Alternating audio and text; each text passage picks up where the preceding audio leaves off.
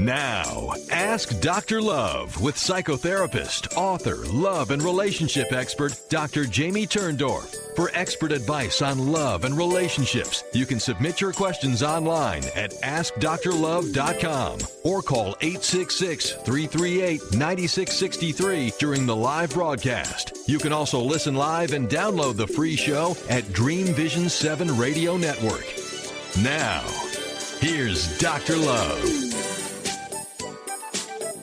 Hello and welcome to Ask Dr. Love Radio. I'm Dr. Jamie Turndorf, and it is my pleasure to be with you. I'm actually so excited to be able to catch up again with my beloved Reverend Michael Bernard Beckwith. We're going to be talking about whether you have a spiritual vision or not, but let me just introduce him for you formally. Reverend Michael Bernard Beckwith. He's the founder and spiritual director of the Agape International Spiritual Center in Los Angeles. And he's the author of the award-winning book, Spiritual Liberation, and most recently, he's released Transcendence and Light Visioning, a transformative process for activating your unique gifts and highest potential. Reverend Beckwith has appeared on Oprah Winfrey Super Soul Sessions, owns Help Desk, Dr. Oz, The Oprah Winfrey Show, Larry King Live, Tavis Smiley, CNN, and in his own PBS special, The Answer is You. And every Friday at 1 p.m. Pacific Standard Time, thousands tune into his radio show on KPFK, Wake Up, the Sound of Transformation, as he hosts renowned guests who share their time-tested tools for transforming body, mind, and spirit. And, of course, you can find more info on Reverend Beckwith and Agape at agapelive.com and michaelbernardbeckwith.com. So without further ado, Michael, are you here with me? I am here. I'm so glad to hear your shining voice. You too. So, I kind of fell in love with you when I was a guest on your show. That was so sweet, and I fell in love with you too. I was so excited to have you back so we could continue our conversation. You asked me right before we went on, how's my husband? So, I'm now doing laboratory research, and he's blowing my mind because we're doing all these fun little things where he's actually turning my screensaver on and off on command. So we're having a blast in the laboratory. So I think about you guys frequently. I know, and we think about you too. We really do. I thought I felt him today. I was in the car, and all of a sudden I had a gush of wind in my car, even though my windows were closed. I said it was him. Yeah. Because he said, Jamie, now do you get why you're Dr. Love? Because all those you love and touch, I can love and touch them through you. So because he knows how much I love you, he connects to you, and he just came to you. That's beautiful because my windows were closed. I know, babe. And a gush of wind just went across my shoulder. What? I know. That gush of wind. Now, that should not be confused with passing wind, right? No. It was like fresh air. Yeah, that's a spiritual gush of wind, which is not the same as the earthly passing wind. So let's talk about, I really want to talk about your life visioning process because I was so impressed when I read your book. I said, my housekeeper was here, and I said, Donna, man, he writes so beautifully because I could feel your heart in every word, in every sentence. Thank you so much. Yes, it's so obvious. So tell everybody about LVP because I love the story of how this incredible new method came to you. It was really brought to you, channeled right into you through Source. Do you want to tell about it? Well, do you want me to go way back? Yeah, go way back. Well, the life visioning process carries 4 stages of spiritual growth, development, and unfoldment. And those 4 stages emerged through me when I was teaching a class a number of years ago. And a student asked a question about that she wanted to know about the seeming contradictions in spiritual in what we were teaching. Mm-hmm. On one level, they asked, what is you said you if you can see it, you can achieve it. On another level, they asked if you could, you must surrender all. And so I walked up to the blackboard, and I said there are 4 stages of spiritual growth, development, and unfoldment. They're not contradictory. The first stage is the victim stage. Yeah. Life is happening to us. Right. The second stage, we learn how to manifest. The third stage, we learn how to surrender. I'm giving you this in brief. Yeah. The fourth stage is a state of being. And from there, what emerged when I began Agape in 1980. I began Agape in 1986, but in 1985, I called a group of people together, and I initially intuitive the life visioning process where I invited every being in the room to open themselves up to touch what we were trying to become in order for it to manifest it. In other words, rather than trying to make something happen, I was opening people up to the possibility of becoming the answer in consciousness so that the manifestation would occur with ease, grace, and dignity. Is this the story you're asking me about? Yeah, and the thing is really, I love the way you say it so simply. Your method is about learning to say yes. Yes, it is. That's how you explain it. Yes, you said yes to me, right? Yes. Because so often we think, well, no, I can't do this, and no, I can't do that, and you're really talking about saying yes to what is your divine purpose on earth? What were you brought here to do? How were you meant to serve humanity? Saying yes. Well, first tuning in. It's extremely important because the universe will support you in anything that you want. The presence is there through the universe to operate, to express, and to help you express your gifts, talents, and capacities. But there must be a tapping into the sacred yes. There must be an availability. One of the things that I teach is that AQ trumps IQ, that your availability quotient is stronger or greater than your intelligence quotient. That's great. So that if an individual is available, if their sacred yes is magnified, if they're open, if they're into the state of yielding and allowing, then it is bigger than any sense of IQ, and things will mystically and magically and magnificently happen in one's life if the availability is there. But so many people believe that they're either unworthy or don't have the capacity to live a life in which they're sharing their gifts, talents, and capacities at a very, very high level. So I tease the yes out of them. You tease it out of them, yes. Yes, I am able. Yes, I am willing. Yes. And, a lot of times the fear of failure stands in the way, and people get caught with this very familiar roadblock. I'm sure you hear it all the time. Yes. But I don't know how to actualize this. I don't have the money. I don't have the education. I don't have the resources. So they put out all those no's, which is really a smokescreen for I'm really scared to say yes because I'm afraid to fail. I'm sure Absolutely. You see that. Yeah. Absolutely. Many people are not only afraid to fail, they're afraid of success. That too. They live in a small comfort zone. And when you start to say yes, you have to break out of that small chrysalis, that small comfort zone. And there are parts of us that seek to keep us small. And once you say yes, that those parts of us that are trying to keep us small lose control. And now true. You're under the aegis, under the control of a much higher power. And so, so people, as you were saying, people are afraid. They don't want, and what I teach is that you don't have to get rid of your fear. You have to just take your fear with you. Yeah, exactly. I just say, you do the thing anyway, and since everything is energy, fear becomes excitement, and then later on it's transmuted to enthusiasm. That is so brilliant because, of course, people have stage fright. You're afraid, and then that becomes the energy that makes your performance more powerful. So it's wonderful how you're going with what we all feel. Oh, yes, you're afraid. Do it anyway. Right. I was just with a friend of mine yesterday, and she whispered over to me, I'm so nervous. I said, good, you're going to do great. Isn't that awesome? When I did my first TV appearance, it was on the Jenny Jones show, when my first book was published. It was called Till Death Do Us Part Unless I Kill You First. So I was with a very snooty publisher, and the publisher said, oh, this is a serious show. We're flying you to Chicago. What do I know?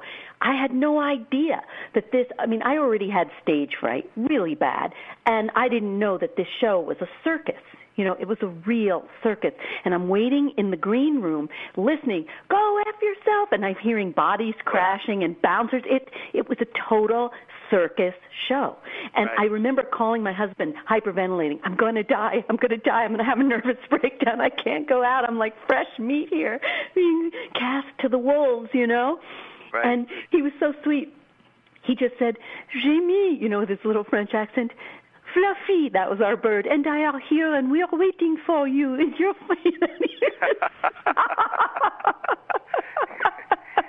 And all went well. And I went out there. I didn't get eaten alive. Jenny did turn the show off. She stopped it because I told her off and the audience off. But it was all fine. I survived. And I'll tell you. You told her off. I did. But the best part of the whole thing is, as you know, we know these moments are so pivotal. When you feel the fear and you do it anyway, yes. I was never so afraid of TV after that. Yes. Powerful. That's a powerful story. Yeah.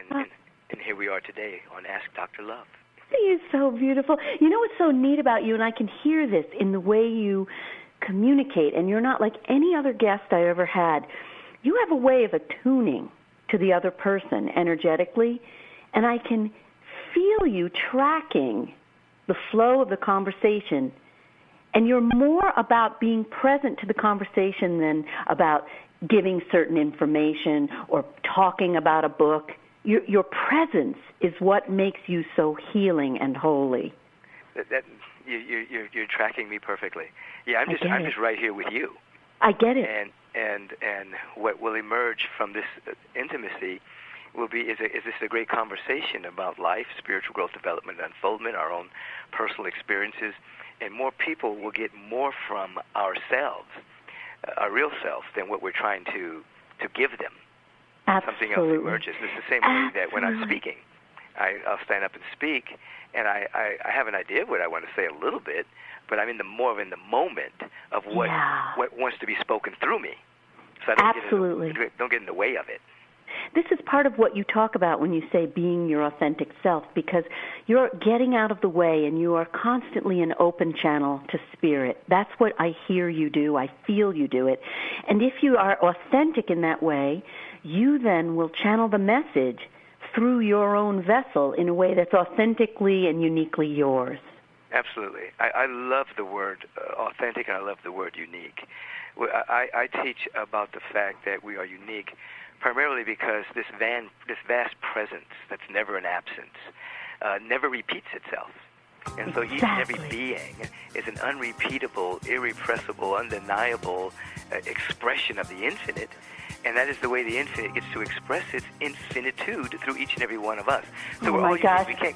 We can't compare ourselves to each other because we're all of the same species. I know. I have to take a break, and it's breaking my heart to have to take a break. But I'll be right back with you. I hate to leave you, but I'll be back in one moment on Ask Dr. Love Radio.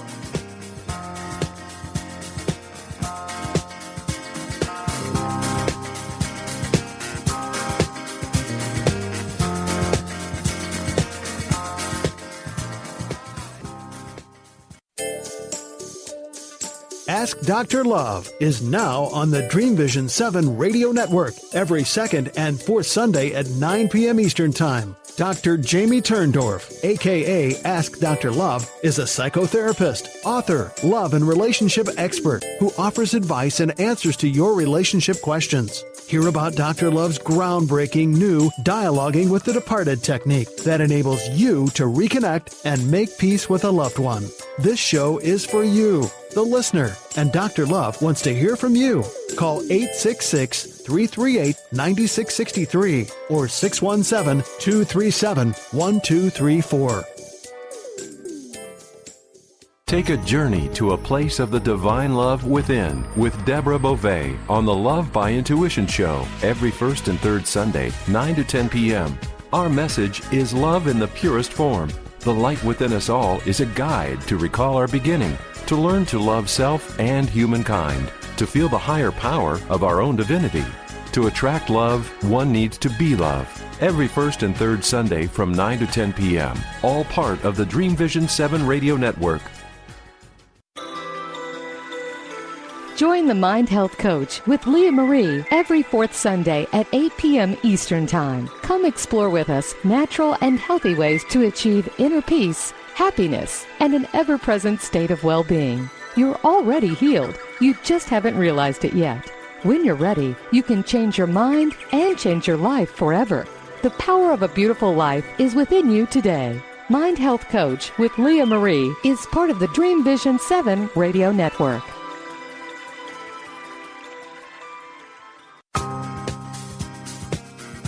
You're listening to Ask Dr. Love with Dr. Jamie Turndorf. AskDrLove.com is the web's premier relationship advice site since 1995. Visit AskDrLove.com to search thousands of Dr. Love's relationship advice columns or submit a question to her free advice column. Don't be shy. Dr. Turndorf wants to help you. So take advantage of this unique opportunity to get a personal answer from one of today's most respected experts. This show is for you, the listener. So if you have a question for her, call in during the live show broadcast or catch the show every Wednesday and Thursday at 1 p.m. and 1 a.m. Eastern Time on DreamVision7Radio.com. Now, back to Dr. Love. Welcome back to Ask Dr. Love Radio. I'm Dr. Jamie Turndorf. I'm talking with the wonderful Reverend Michael Bernard Beckwith. We're talking about authenticity. And, you know, I was thinking, I'm sure you heard that funny saying, be yourself because everybody else is taken. Right. You know, this is what you teach people. But the feeling in being with you is one of such safety because I can see where you are gestating everyone you touch in letting the person feel so loved and held and accepted. So what risk is there in being authentic? Because they're leaping off the ledge of love and being captured and caught in your loving hands. You know, it's easy. It's wonderful, and we don't have to rehearse to be ourselves. That once the defense mechanisms and the coping mechanisms and the compulsive behaviors are identified and acknowledged, we can really just relax in being ourselves. And who we are is so magnificent that the spirit has never made a mistake. It's never done a do-over. And so who we are is so magnificent that when we finally get to living who and what we really are, there's tremendous joy, tremendous bliss, tremendous happiness, and the tremendous opportunity to share ourselves with each other, which allows our encounters to be intimate and existential. It's really the only way to go, you know. Most people, they go through life rehearsing to be something that they're not, rather than just to relax and to be something that they already are. And you know, the thing, too, as you say, is when you are truly yourself and you are willing to be authentic and vulnerable, this is when you connect in the greatest way because you invite another person to meet you in that authenticity, and now we're both in the naked now together. And Yes. It is only in that naked now of authenticity that we really connect heart to heart and soul to soul. You can't have it any other way. No, it's not even real living. Yeah. You know, we're divine spiritual beings having a human incarnation, and to really live, we must have. I love your phrase, the naked now. That's very powerful. We must live, you know, totally on the edge of a total discovery of who we are, moment by moment by moment, so that life is new, life is vital, life is beautiful, and in that space, what we get to offer is creativity. We get to offer spontaneous goodness, serendipity, coincidence, synchronicity. We're on the edge of a moment-by-moment discovery of us as to who we are because we're authentic. Then life expresses through us in a powerful way that we can't control, and we wouldn't want to control. We wanted to live it fully. I mean, it's like when I hear you in your voice, I can hear the laughter, I can hear the joy, I can hear all of that in your laughter. There's a bubbling up of it because you're living from that space. It's magnificent. Well, it's also you evoke that response. You just do. My heart just opens whenever we talk. You're just beautiful. And you know what else is beautiful? If we can digress for a moment. I mean, I think about you a lot. I think about you and your husband a lot. Yeah. And even though we don't talk frequently, I know. it feels like we're always in conversation. We are. You hear that? I tell people about your book. I tell people about your retreats. Yeah. It's like I know you. It's like I do know you, but it's like, oh, yeah, you should go to this retreat. You're going to love it. Or I just know the work you're doing, and I know who you are. I do, and I feel that way about you, too. I talk about you all the time. It is a tremendous soul connection, and I knew the minute we met, when I was the guest on your show, it was a love affair that began at the dawn of time, and we've always been together. That's why we connected so well. When you have that instant connection with someone, it's because I think your soul recognizes we've always been together. Absolutely. You know what I mean? Ramp up. Yeah. It's just sort of like a homecoming, Right. Now, I wanted to talk about a topic that is very taboo, really. And I think that you're the perfect person to address this because it's a really tough topic. And I think people need to hear about this. We talk about the power of intention and the law of attraction. This is a big part of the New Age moment, right, where people talk about affirming their deepest wishes and desires and affirming success and monetary success and all these things. And then when an affirmation doesn't work, invariably the movement will blame the person. Oh, you didn't affirm it right, or you have a block, or you have this or that. And I am so disturbed by this trend because to me it's deifying an individual. Because I think, and I want to hear what you think about this, it's Sure. so important to hold a dualistic position, that you open as much as you can, you do your affirmations, you take your positive actions, but you said before you have to surrender to the forces larger than yourself and accept that maybe it's not my will, it's thy will. That's a definite. And if something doesn't come to me, then maybe it's not my destiny for it to be happening. It's not that I'm doing bad affirmations. What do you think about this? Well, there's an old statement that hell is God giving you everything that you want. and so oftentimes, as you're indicating, people are asking for something, but as I write in one of my books, sometimes it's an immature wanting.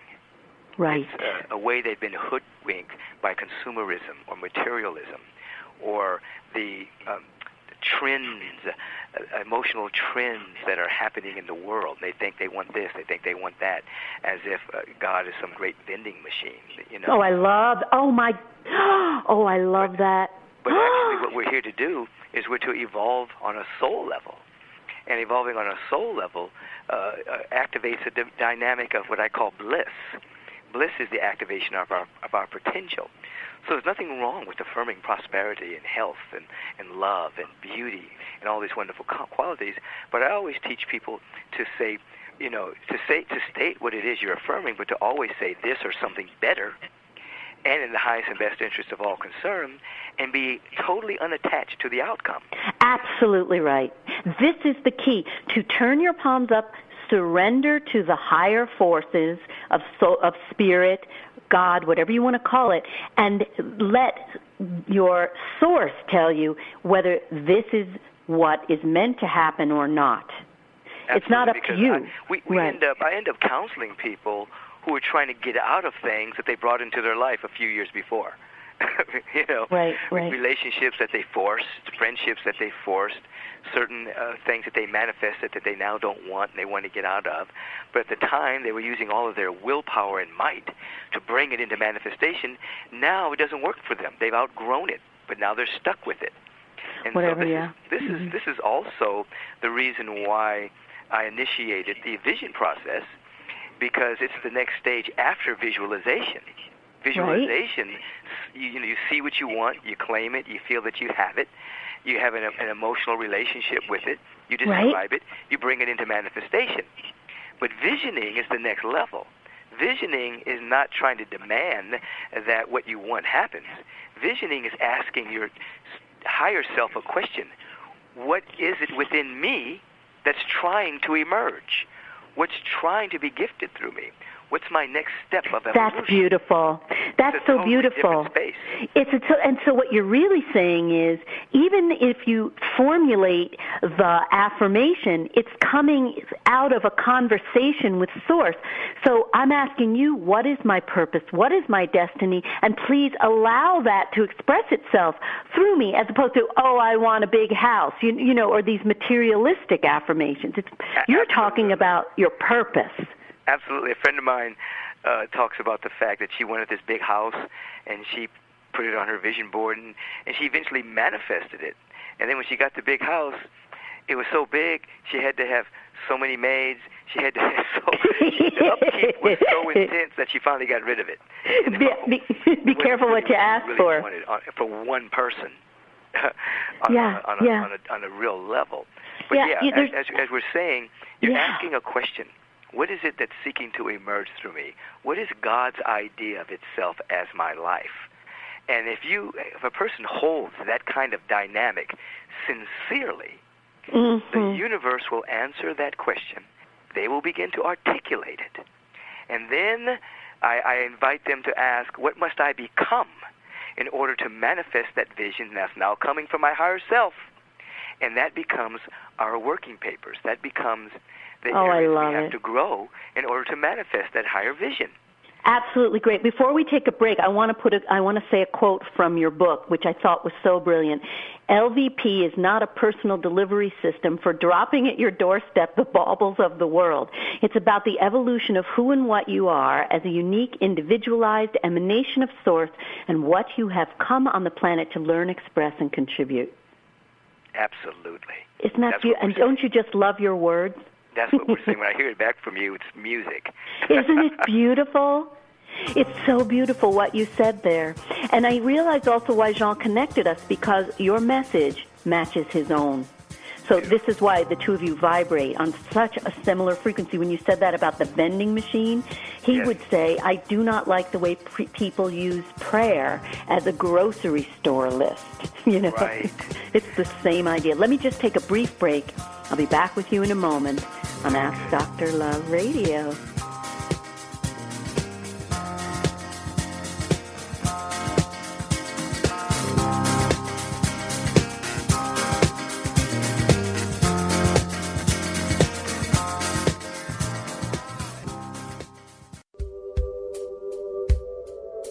Life's winding path reveals many truths. Join us every fourth Sunday at 7 p.m. for Healing Journeys with Michael Kobarak, where we explore how in the midst of uncertainty we can find inner peace and guidance, the healing energy we receive from those who cross our paths, the mystical realms of alternative therapies, and the power to heal that lies within each of us. The pressure is on. Can you feel it? Life as we've known it is no longer working. Why? We are awakening. The true core self is alive within us now and has a new life to live. What does this mean? How do we live from here? Join us live every third Sunday at 7 p.m. Eastern as spiritual embodiment coach and trainer Ambujam Rose explains this mass awakening.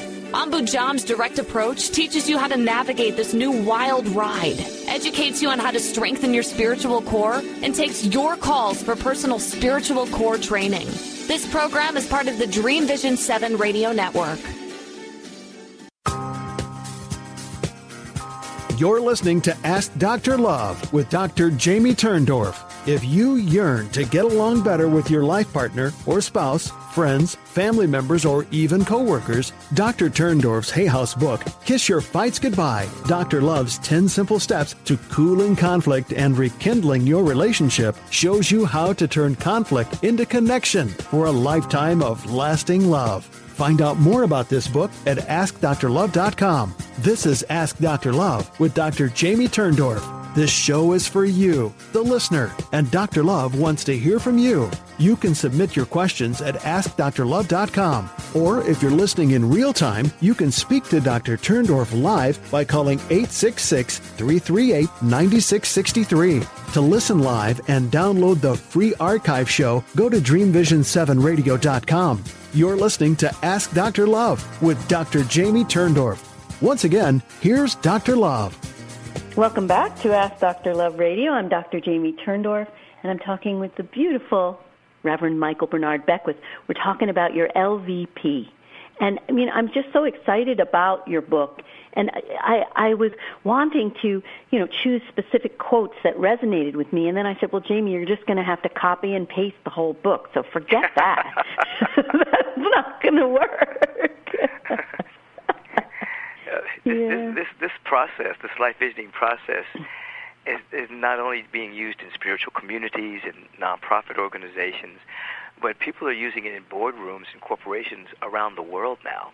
I believe they're seeking to really tap into the higher purpose for which that business has evolved, so that profit is not the only bottom line. The bottom line carries service. The bottom line carries the taking care of our planet. The bottom line carries humanity. The bottom line carries the evolution of us as a species. So many corporations have taken on the process because they know that just to start a business, just to make money, is not enough anymore. It has to have a much higher purpose for that. It does. So you take them through.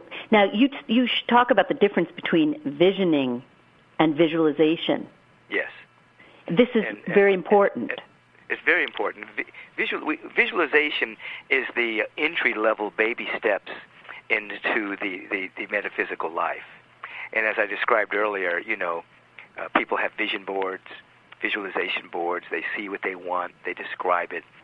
They hold their attention on it, and they help it come into manifestation. That's a stage that we grow through just to teach us that there really is a law in the universe, that things don't just happen. They happen just. They happen according to our thinking. We experience things according to our perception and our perspective, our beliefs, our opinions determine our experience. So it gives us great feedback as to that as we begin to manifest things. Sometimes I'll have a class do an experiment just to show. I say, tonight when you leave the class, I just want you to imagine an apple. Just imagine an apple coming to your life, and then have no don't hold on to how it's going to happen. And then invariably we'll come back the next week in class, and people will raise their hands, and they will just tell all of these strange ways that the apples have showed up in their life. People give them an apple falls off the cart. Somebody demonstrated an Apple computer. but I'll just show them that with that positive intention, you can do that. But the next level is visioning, whereas we said earlier, you ask a question, and it has different stages to it. What is seeking to emerge through me? Everyone has a meant to be rather than a should be. You hear people say, well, you should do this or you should do that. Well, the should-bes in our life often comes from societal fantasies, parental fantasies. You should do this. But there's a meant to be within us. Just as an acorn is meant to be an oak tree. It's not meant to be a daffodil. Each of us have been given, according to our uniqueness, a meant to be, something that we're to express. So when we ask the right question, we begin to tap into what we're meant to be, what we're meant to express, not what society says we should do, not what our parents say we should do, but what we must do to fulfill our soul contract. And then when we begin to articulate that, and we begin to embrace our willingness to become what's necessary to deliver that, then we ask, what within us that we can what can we now let go of that no longer serves us? We begin to become aware of that. We begin to ask, what do we already have in our house, in our consciousness, that can be in service to this vision? Because many people are sitting on their assets. they're sitting on Wait a minute, we're going to put that remark behind us. Yes, they're sitting on, tremendous resources and skills they're not even utilizing. That can and they be don't know yet. To the vision. As you talked earlier, people are afraid to fail, and as we begin to see that, then we tap into the sacred yes. We tap into willingness, and as I teach, if there's willingness, there's a way. If there's willfulness, there's a wall. And That's so brilliant. when we become willing and we do those stages that I just briefly went through, something emerges through us, and then it pulls us. The vision, I will often say the vision pulls us, or pain pushes us until our vision pulls us. We end up being pulled by a vision rather than being pushed by pain. So it's interesting because you'll say, this is another beautiful quote, get ready to revel in the beauty of your words. Many powers beyond our individual ego lead us to our deepest purpose, and sometimes that walk includes moments, days, or months of walking in seeming darkness.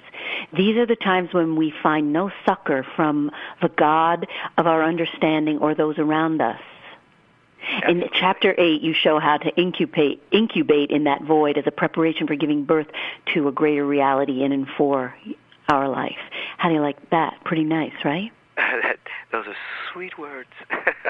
They're beautiful, right? But, you know, here's the thing that you're making people realize is that part of our soul development requires us to walk through the dark night of the soul. It's so necessary. I mean, there's different levels of the dark night. There's the dark night that occurs when we begin to, we go into a moment of sincere visioning or a moment of sincere prayer, and in that, parts of our identity that no longer serve us begin to dissolve. But we become so identified with those parts and those habits that when it begins to dissolve, we seem to be in utter darkness. We seem to be in utter separation. But it's actually a clearing. It's actually a cleansing. It's actually a pruning. It's actually a letting go. So we don't flail about and seek to have something that's going to make us feel better really fast. We realize that we're in process. The same way that a caterpillar goes into a chrysalis and turns into liquid and loses all of its old identity in order to become the mighty butterfly. That happens in that seeming dark void period, which is really a gestation period, an incubation period for something greater to emerge through us. So I agree with you. Say, don't avoid the void. There you go. And I always say that when it is darkest, we are actually being blinded by the light. Absolutely. That was my next You're point. You're going to say that? We're so in tune. Because I call that ego blindness. Yeah. Much like if you're in a dark room and you suddenly go outside and look into the sun, you'll be temporarily blinded. You're blinded. Your eyes adjust. Yeah. Same way. When you have a tremendous insight or a revelation or a growth spurt, you're temporarily blinded by the light of your own divinity, by your own insights, your own revelations, your own real being. Absolutely. Yes. So that darkness is not really dark, it's really bright. It's when you can't see the light, it's because you are the light. You're it. The light at the end of the tunnel, you are the light, yeah. And it's so hard to realize that when you're hurting and you're bleeding, but so true. And then you emerge from the tunnel, as you say, the butterfly just bursting out of the chrysalis. Absolutely. And it takes so much strength. This is what puts the muscle on our spiritual chests, right? The hair on our chest, because wait a minute, spiritual hair. You know what I mean? Because these are the moments when people try to do the drugs or some kind of an addiction, anything to step away from the pain. But if you can ride it out, this is what's putting that spiritual hair on your chest. Yeah, our society is prone to using things to anesthetize ourselves against our pain. Yeah. And we develop addictive behaviors and compulsive behaviors. Yeah. So if you can embrace the pain and realize that, one, either that which no longer serves you is dying, or there's an emergence of something greater within you and it's making you very uncomfortable in your present comfort zone. If you can ride that out with stillness, you can ride that out with quietude, you can ride that out with asking the right questions, you ride that out with prayer and meditation, you ride that out with sacred study and hanging with high-minded and right-minded people. What emerges from that space is something that the world can never take from you. For that kind of joy and that kind of bliss and that kind of ecstasy and that kind of inner prosperity, so to speak, is not coming from your ego. It's not coming from the world. It's coming from your real nature. and therefore the world can't take it away because it's not coming from the world. And you find that you can be in joy and happiness and harmony even when conditions aren't to your liking. Because the joy and the happiness, it's intrinsic to your real nature, your real being. That's what we're talking about here. We want people to wake up to their authentic and real self. And it seems to me that the only way to wake up is to open the door to spirit and source, because that is the place from which our well is always filled with love, where we are constantly being rejuvenated, where we find our authentic calling. That is, Jean was never tired, never depleted, never sick, but the man was not in a human body. He was always one with God. That's what the Dalai Lama said when he left his body. He was one of the 50 men of all time who was one with God. And I saw him as a living example of what you are describing. Absolutely. And that's absolutely true. And people need to be aware that that is achievable through insight after insight after insight, based on sincerity, spiritual practice, and open-heartedness. That we can really walk in the God consciousness. Absolutely. The world can't take away our joy. Absolutely. Let me take a break. They can't take you away from me. But I'll be right back in a moment on Ask Dr. Love Radio.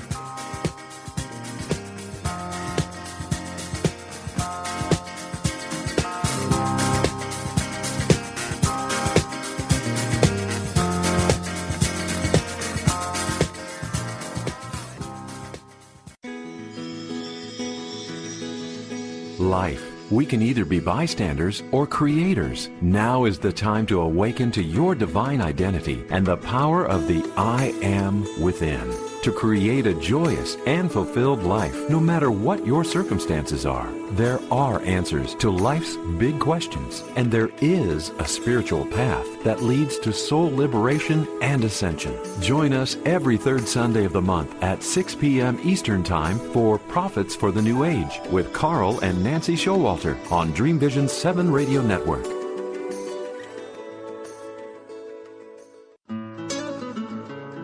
Join us on Creating a Spirited Life with Janet Kesenick the third Sunday of every month at 8 p.m. We'll explore the day-to-day moments that puzzle, enlighten, and bring us into deeper connection with our best selves. Find meaning, purpose, and humor while creating a spirited life.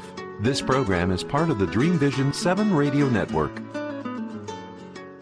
You're listening to Ask Dr. Love with Dr. Jamie Turndorf. If you or someone you know has lost a loved one, Dr. Turndorf's best-selling Hay House book, Love Never Dies, How to Reconnect and Make Peace with the Deceased, presents her groundbreaking new trans-dimensional grief therapy method, which offers the first vehicle in history for reconnecting and making peace with the deceased. Sign up for Dr. Love's free newsletter at AskDrLove.com and receive an exciting gift. A free excerpt of Love Never Dies. Now, back to Dr. Love. Welcome back to Ask Dr. Love Radio. I'm Dr. Jamie Turndorf, and I'm talking with Reverend Michael Bernard Beckwith. I suppose you can tell I'm just in love with him, right? It's out. We can't hide it. It's a mutual situation going on here. It's so wonderful. Today I was so tuned into you, I was thinking, I really am sorry I don't live where you live, because then it would be so much easier to hang out, Absolutely. Yeah, because the way we hang out is exactly what you said, energetically. You must feel that. Like you said before, I just tune into you. I say hello. Jean is connecting to you. I pray to him for you. But still, there is something to be said for the in-person connection. Oh, absolutely. We have bodies for a purpose. We can hang out and talk and hug and all of the good stuff. Yeah. But I will tell you, I remember one time we talked, and I said, I have a meeting with the IRS.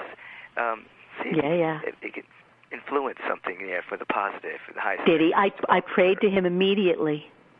And so I'm sitting there on the phone with a lady from the IRS with my accountant, and all of a sudden she starts telling us what to do in order to mitigate the loss of money.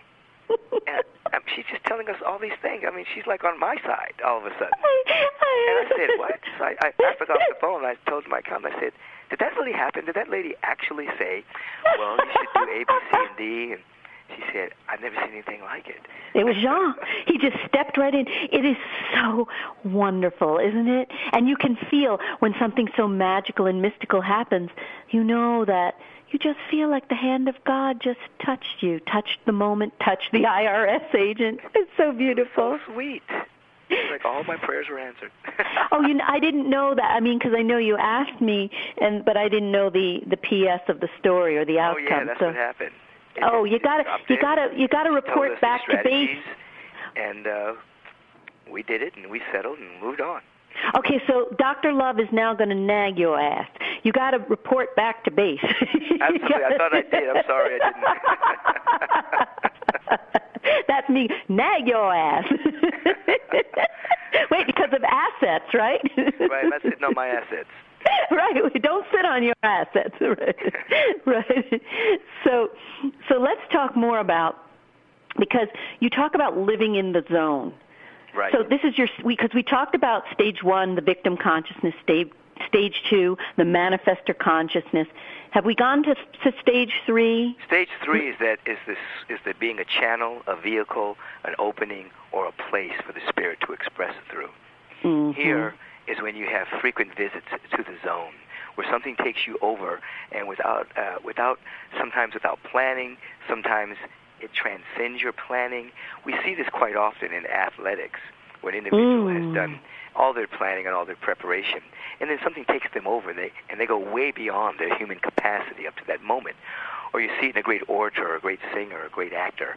I was reading about a doctor at one point who was doing a very intricate heart surgery on an infant. Mm-hmm. And he prayed, and he said he felt like these hands came on his hands. And he did this very meticulous operation that lasted hours without a break, never got tired. Something was operating through him. He was in the zone. It wasn't through through his skill. Something else was operating through him. So in stage 3, you become more prone to living in the zone, that good G-spot, the good God spot. Something operates through your brain. Wait a minute, I thought the research said that didn't exist. Wait, that's the other one. The God spot does exist. The gray spot does exist. The Grafenberger is the one that they said is not true. Right. Well, we're not going to go there because that's too close to the assets. Lord have mercy. We're crazy. I'm crazy. That's the thing. People don't expect a shrink, to be crazy, and that's part of being true to who you are. I'm crazy, Right. They don't expect a spiritual teacher to be crazy, but I'm definitely crazy. I'm crazy in love with life. I'm crazy in love with the source, the spirit. I'm crazy in love with the spontaneous goodness that takes me over moment by moment so that I can hang out in the zone, That's it. And interestingly enough, talking about being crazy, prayer and play have a very similar vibration. I believe that. That when you played as a kid, I'm not talking about professional sports. When you played as a kid, you had no attachment to an outcome. You were just playing hard with your friends, and then the outcome that came out of that was fun and joy and spontaneous goodness. But when you're praying and you're not begging or beseeching some external outcome, you're in this flow of joy, and you're enamored with the presence, and you're available to more good to flow through your life. It's the same vibration. So this being crazy, this playful spirit, is to be as a child consciousness. Absolutely correct. That is so necessary for a powerfully lived life. That is so absolutely true. And, people think, oh, well, if you're spiritual, you can't swear and you have to be all uptight. This is so much the opposite. It's exactly what you're saying. You have to play your way through life. It's totally the opposite. I would tell people, they say, you're not serious. I said, no. I said, I've gone into the other realms many times. I've been opened up by the light. I've seen a lot. There's nothing serious going on in the universe, but there is something reverential happening. And so I say I'd rather be reverential than serious. That's a difference, There's no such thing as death. People don't die. They continue to grow and evolve and express. There's no such thing as loss in the cosmos. Energy just changes forms. So if Right. there's no death and no loss, why should I be serious? I can be reverential. I can revere the beauty and the love. I can revere the radical uniqueness of everything. I can revere the abundance. I can revere the beauty. I'm reverential, but I'm not serious. You know what's so amazing about you? And I have never, and you know I have everybody on my show, and I'm talking all the biggest spiritual names. I have never, ever spoken with anybody who is so articulate as you are. When you open your mouth, it is as if God is speaking through you. There's no pause, there's no comma, there's no It is such nectar from the gods. I've never heard anybody speak the way you do. Thank you so much. I mean, I pray, I open myself up, and I ask Source to just use me as use me. The poise, the confidence, the articulation, the fluency. Yeah, you got it. Be your instrument. Yeah. That's stage 3. And you are. And in everything you say and do, it is so obvious. So it's the difference between just sort of speaking doctrine versus really walking the walk. And that's it. And that's what your husband, I know who your husband was and is, by the way. Yeah. That's what he was. He went beyond canons and doctrines. Totally. And theology and be a theologian. I tell people, if you memorize the canons, you become a theologian, but if you live them, you'll become a mystic. Oh, yeah. That is so, so true. Absolutely true. And he was irreverent, because there were no rules. Everything was just... There's no rules for a mystic. Rules. No. They call me the irreverent. They call me the irreverent reverend. There you go. See, do you see the two of you vibrate in exactly the same way, which is why I fell instantly in love with you. It's so amazing connecting with you. It's like I'm talking to Jean. And this is why he comes to you so often. And he loves that you love his Jamie because, he wants me to feel that connection with someone like you who vibrates the way he does, because you get me. Beautiful. You really get me. And one day you will be here at Agape doing something. I will. Well, you see, you just heard what Jean, oh man, are you tuning? Talk about being an open vessel. Because he said to me today, you're going to be at Agape and you're going to do a service over the internet. So he said this to me, and I actually wrote to your producer, okay? And I told her, Jean, mentioned this, and she said, oh, mention it to Reverend Beckwith. And Jean said to me, oh, he'll just mention it. You won't have to bring it up, and you just did it. Yeah, it's going to happen. Yeah, because you're just so open. We'll find the right format, and it'll be great. Absolutely, and he loves the idea. I mean, of course, when he was teaching at the Vatican, there was no such thing as the Internet, but he does love the idea of bringing our message and our method out over the Internet through, and I know you do your services over the Internet, so maybe we'll figure out a way that we can spread that message farther and wider. We don't die. Our relationships don't end in death. We just continue, this joyous exchange that you and I have, this love connection. It doesn't end when we shed our turtle shells of our bodies. It does not end. My mother passed over about 3 years ago, and we were very close. And a couple of days ago, I was somewhere, and this medium came up to me and put her hand on my face. She said, "Your mother wants to talk to you for a minute." Oh, nice. Told me how proud she was of me. Because you're beautiful. Speaking just like my mother, I know. And all the thoughts that I had, she thanked me for the incense. I burned a piece of incense in the morning in front of her picture. And she says, I like the smell of the incense. Oh, that's so beautiful. Do I am feeling actually sad that I have to say so long to you because we're at the end of our segment. It went, when you're in spirit, it goes in a flash. And this went... It flew. So maybe you'll just come back. Maybe we can just have a regular, visit where you come back, Of course I'll come back. Will you come back soon? And we could just do that, have our little, radio love affair. Yeah, I'll come back. You come back to me. I will. You'll come to Agape. And I will. People know about, they don't have to be a victim. They can transcend the manifestor role. They can come into the zone and into a state of being where they realize that they are inseparable from the source. There you go. And it's michaelbernardbeckwith.com and agape.com? MichaelBernardBeckwith.com and AgapeLive.com. AgapeLive.com. Wonderful. I'm going to say not goodbye, but we'll be talking real soon. I'll see you later. It was wonderful having you. See you soon. Bye-bye. That's all we have for now. See you next time on Ask Dr. Love Radio. This has been Ask Dr. Love with Dr. Jamie Turndorf. Visit Dr. Turndorf at AskDrLove.com. Follow her on Twitter at Ask Dr. Love and on Facebook at /Ask Dr. Love.